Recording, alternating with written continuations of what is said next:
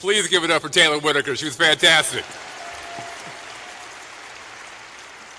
Now, up next is a real treat. He's a young man who I've seen grow over the past several years here, and he does a rendition of Dr. King that really brings home why we are here today. He told me backstage that he has a new speech prepared, and I am more than excited to hear about this. Please give a warm round of welcome for Austin Broughton.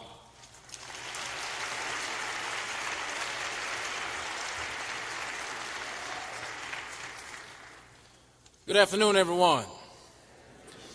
Fred, thank you for that wonderful introduction. And before I begin, please give a round of applause to all the other speakers, please.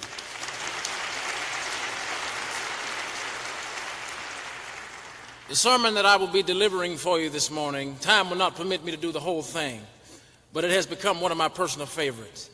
It is from Dr. Martin Luther King Jr.'s The Three Dimensions of a Complete Life. Somewhere along the way, we must learn that there is nothing greater than to do something for others. And this is how I've decided to go from this point on the rest of my days. John, if you and Bernard happen to be around when I come to the latter day, that moment to cross the Jordan, I want you to tell them that I made a request. I don't want a long funeral. In fact, I don't even need a eulogy more than 1 or 2 minutes. I hope that I will live so well the rest of the days. I don't know how long I'll live, and I'm not concerned about that. But I just hope that I can live so well that on that day the preacher can get up and say he was faithful. That's all, that's enough. That's the sermon I'd like to hear. Well done, thy good and faithful servant. You've been faithful, you've been concerned about others. This is how I want to go from this point on the rest of my days. He who is greatest among you shall be your servant. I want to be a servant. I want to be a witness for my Lord, to do something for others. And don't forget, in doing something for others, that you have what you have because of others. You may think you got all you got by yourself. Don't you know, before you even made it out here to church this morning, you were dependent on more than half of the world. You wake up in the morning, you go to the restroom, you reach over for a bar of soap, that's handed to you by a Frenchman. You reach over for a towel, and that's given to you by a Turk. You reach over for a sponge, that comes to your hand from the hands of a Pacific Islander.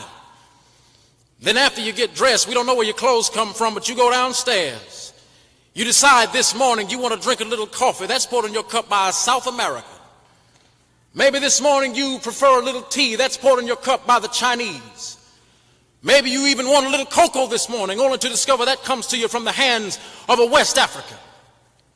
Then you want your bread. You reach over to get it, only to discover that comes to you from the hands of an English-speaking farmer, not to mention the baker. Before you finished eating your breakfast in the morning, you are dependent on more than half of the world. Now, don't stop here either. You know, a lot of people master the length of life. They master the breadth of life, but they stop right there. Now, if life is to be complete, we must move beyond our self-interest. We must move beyond humanity and reach up, way up, for the God of the universe, whose purpose changeth not. A lot of people have neglected this third dimension. And the interesting thing is, a lot of people neglect it and don't even know that they are neglecting it. They just become so involved in other things. Now, you know, there are 2 kinds of atheism. Atheism is the theory that there is no God. Now, the one kind is a theoretical kind where somebody just sits down and they start thinking about it and they think they've come to the conclusion that there is no God. The other kind is a practical atheism, and that kind grows out of living as if there is no God. You've seen these people, you know that there are a lot of folks who confirm the existence of God with their lips, but they deny his existence with their lives.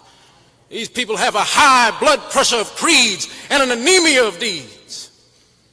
They end up going days and days not knowing that God is not with them. A few theologians are trying to say that God is dead. I've been asking them about this because, you know, it disturbs me to know that God died and I didn't have a chance to attend his funeral. They hadn't been able to tell me yet the date of his death. They hadn't been able to tell me yet who the coroner was that pronounced God dead. They haven't been able to tell me yet where he's buried.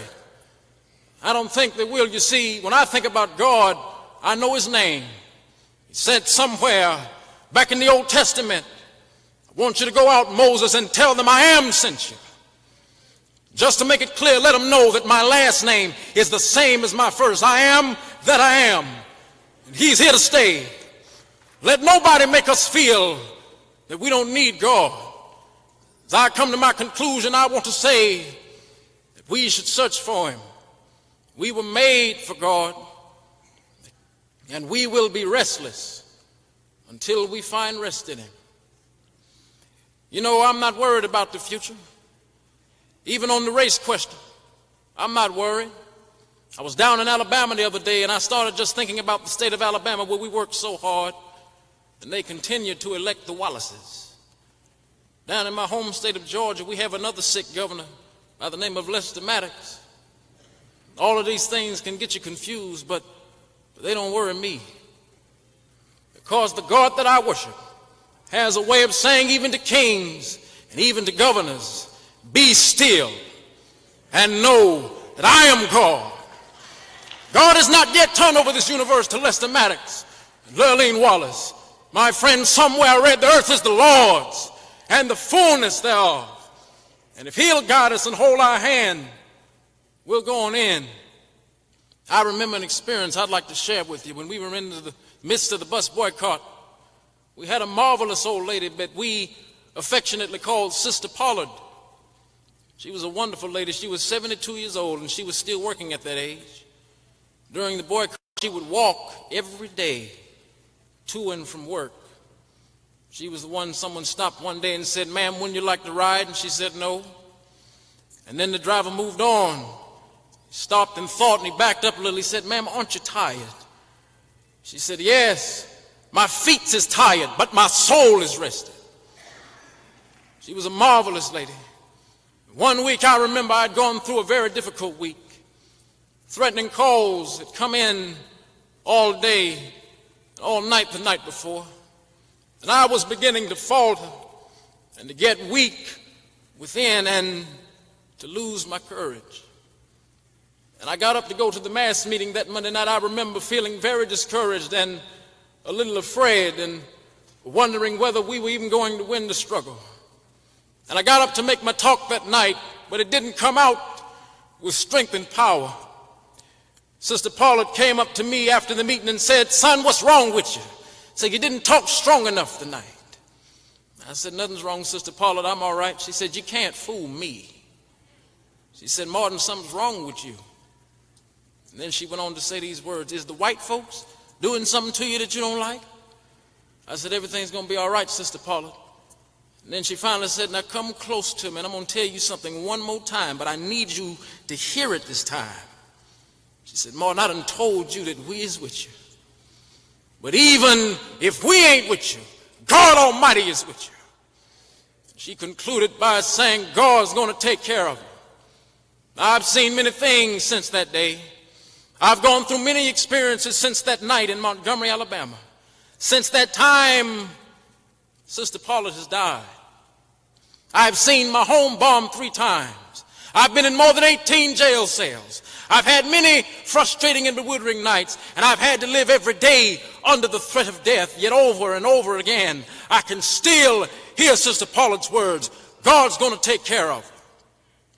And so today I can face any man and any woman with my feet solidly placed on the ground, and my head in the air, because I know that when you are right, God will fight your battles. Darker yet may be the night, harder yet may be the fight. Just stand up for that which is right. It seems that I could hear a voice speaking to all of us even this morning saying, "Stand up for what is right. Stand up for what is just, and lo, I will be with you even unto the end of the world." I've seen the lightning flash. I've heard the thunder roll. I've felt sin breakers dashing, trying to conquer my soul. But I've heard the voice of Jesus saying still to fight on. He promised never to leave me, never to leave me alone. Now go on in believing that. Reach out and find the breath of life. You may not be able to define God in philosophical terms. Men through the ages have tried to talk about him. Plato said he was the architectonic good. Aristotle called him the unmoved mover. Hegel called him the absolute whole, and there was a man named Paul Tillich who called him being itself. We don't need to know all of these high-sounding terms.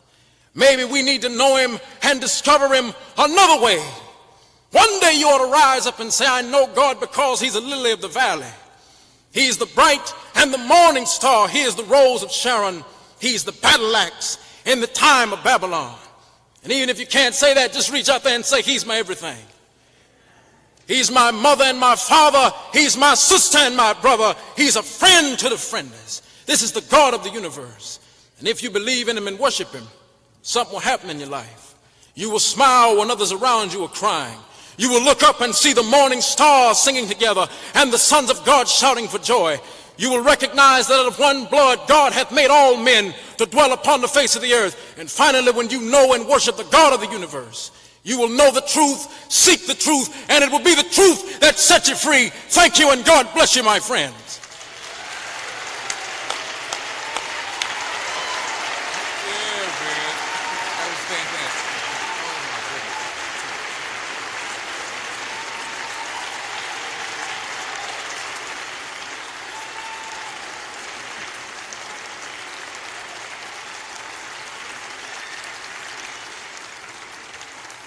We talked about the passion that we have to support people, right?